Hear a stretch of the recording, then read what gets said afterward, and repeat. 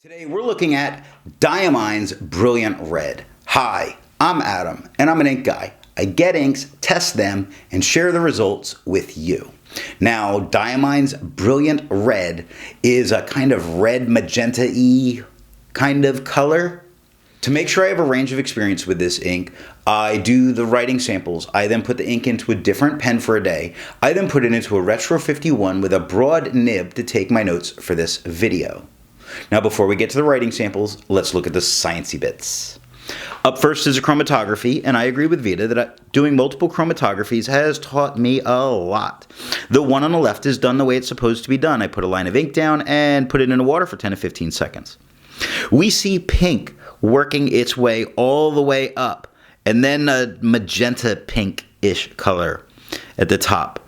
The one on the right I let dry for 10 minutes before I test it. It looks exactly the same. This is predicting to me that it shouldn't take anything more than water to clean this out of your pen. Resistance tests are done to see how this ink can be expected to perform on the page, as well as how hard it might be to clean out of your pen. I let the smear dry for 3 days before testing it. Looking at the highlighter, it seems to take the highlighter perfectly well, which, there is a little bit of spread. There's minor feathering that goes on for being reactivated, but it didn't blow up and become unreadable, which is really the biggest part to me. But this isn't horrible. Water gave us a result that was expected. It's pulling almost all of this ink off the page. Given more than 30 seconds, I expect I could have it completely gone because I can see some of the dots of the rhodia through the light pink that's left. Pen Flush did very much the same thing, except I'm seeing a little bit more white of the paper in a couple little spots, so it's more aggressively pulling it off. Bleach, as expected, destroyed this ink. There's no reason to even get to Pen Flush to get this out of your pen. For the inks I've tested, I have found an average viscosity of 2.5, with the realm of normal being from 2.1 to 2.9. Now, Diamine's Brilliant Red has a viscosity of 2.21, which makes it normal. Just normal. To find my average dry time, I use my writing samples of the extra fine and medium nib done on Clairefontaine, Tomoe River, and Rhodia paper. For the inks I've tested, I have found an average dry time of 17 seconds, with the realm of normal being from 13 to 21 seconds. And Diamine's Brilliant Red has an average dry time of 14 seconds, making this an average ink, or normal ink. It's not average, but normal. Now, let's look at the writing sample. I got this ink in sample form, and this ink is a great example of why I like buying samples. To keep my writing samples consistent, I use a Jinhao 159 with a Goulet 1.1 stub, a Jinhao X 450 with a Goulet medium, and a Jinhao X 750 with a Goulet 1.1. Let's look at Clairefontaine. We get no bleeding and no ghosting. With a 1.1, we have no feather, no spread, no halo, no sheen, no shade. Nothing. And not red. But it's a darker red than the extra fine. The extra fine gives us no feather, no spread, no halo, no sheen, no shade. 9 seconds to dry. Now, the medium looks like it's actually a little lighter a color, which is strange, but it has no feather, no spread, no halo, no sheen, and definite shading. Not talking about just where my thumb goes, but look at the quick. We get some definite lighter spots and darker spots. In the brown, we get some definite lighter and darker, and the same with Fox. So we do get some shading throughout this in the medium. 13 seconds to dry, and when we look at the scrubby, the medium is showing, look at the far left to the far right of the scrubby, and you do see some shade that occurs. The extra fine has no shading. The smear, I think you could recover that smear. Moving on to Tomoe River. Tomoe River has no bleeding, no ghosting. Just kidding. It's Tomoe River. It ghosts. Think Tomoe River would ghost invisible ink to the other side.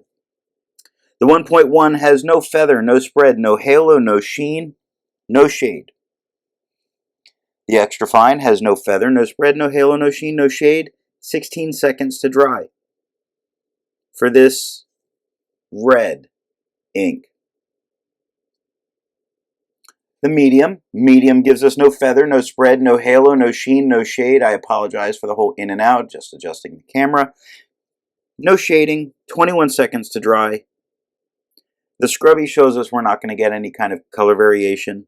The smear shows us we're not recovering it because we wrote it on Tomoe River. Rhodia paper gives us no bleeding, no ghosting. The 1.1 gives us no feather, no spread, no halo, no sheen, no shade. Nothing. It does get a little lighter tone, again, on the extra fine. The extra fine gives us no feather, no spread, no halo, no sheen. No shade. 11 seconds. Medium gives us no feather, no spread, no halo, no sheen, some shading. Again, covering up where my thumb frequently rests. I do see some shading at the top to the bottom of the Q of quick, on the B to the R on brown. The F is definitely lighter than the OX in Fox, so we do get some shading again with the medium. 14 seconds to dry. The scrubby shows us that the extra fine is going to have no color variation at all, and that the medium does offer some, but you could recover this if you smeared it. So I'm trying to make this ink a little more usable, and I went and looked at the yellow Rhodia paper, which of course gives us no bleeding, no ghosting. The 1.1 gives us no feather, no spread, no halo, no sheen, no shade. And at least it got darker with the yellow background. The yellow background did make that a little bit darker than we had on the white paper.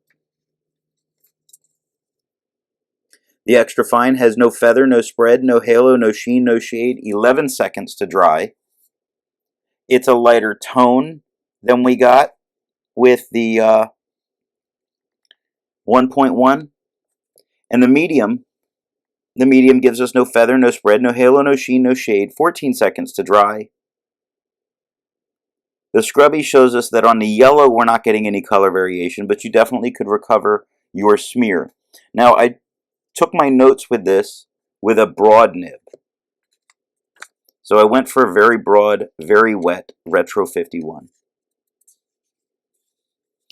And if I compare it to the writing samples, we have a lot more color variation with this very wet broad. So these top lines I wrote yesterday, and these lines I wrote today. So we definitely can get color variation. It's not showing up as much on camera. No, we're getting some. It's just hard to tell on that tiny little monitor. You need to use a very broad, very wet nib. I went to Original Crown Mill. Let's look at it on a laid paper. So on Original Crown Mill, no bleeding, no ghosting. The 1.1 gives us no feather, no spread, no halo, no sheen, no shade. And the extra fine, no feather, no spread, no halo, no sheen, no shade, and 4 seconds to dry. Now that's because this is a more absorbent paper with it being a laid paper. It actually creates more surface area from all the little ridges in the paper. Medium gives us no feather, no spread, no halo, no sheen, no shade. The only spot that looks shade is where my thumb tends to go. But that's it. 7 seconds to dry. Looking at the scrubby, we see we are not going to get color variation out of this ink.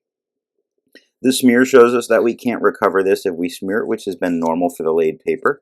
And then I went and looked at brown and red notebook. Brown and red gave us no ghosting, no bleeding. The 1.1 gave us no feather, no spread, no halo, no sheen, and no shade. The extra fine gave us no feather, no spread, no halo, no sheen, no shade. It's definitely lighter than the 1.1. It's 6 seconds to dry, so color variation can be achieved through the pen and paper combination. I think the pen is in a lot of control here. Medium. That looks like some spread on that medium. So if I put that right up next, look at that. There's definitely a little bit of spread. It's a little, just a hair thicker as I look through.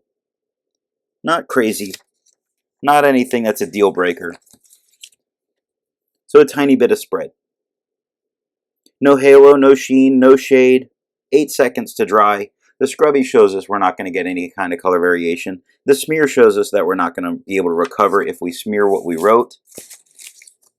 I'm glad I have this as a sample and not a bottle.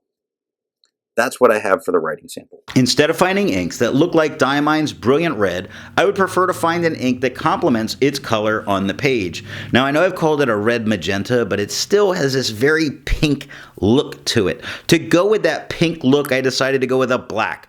Birmingham Pen Company's Emerald View Park Oxidized Brass. Now before I give my opinions on this ink, I would ask if you've enjoyed the video, give it a thumbs up. And if it's your first time here, I would invite you to subscribe. So what do I think of Diamine's Brilliant Red?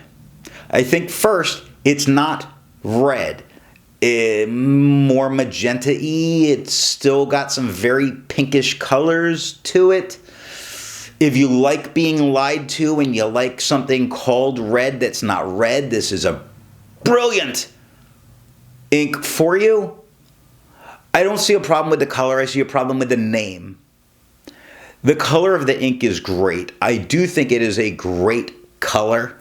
It's very misleading in its name, and that is where we would run into the most problems. If I put this in a pen for a student and said, oh no, this is Brilliant Red, they would look at me and go, it's pink. So I don't like that it's so misnamed, or something's gone wrong in their formula. Thanks for watching.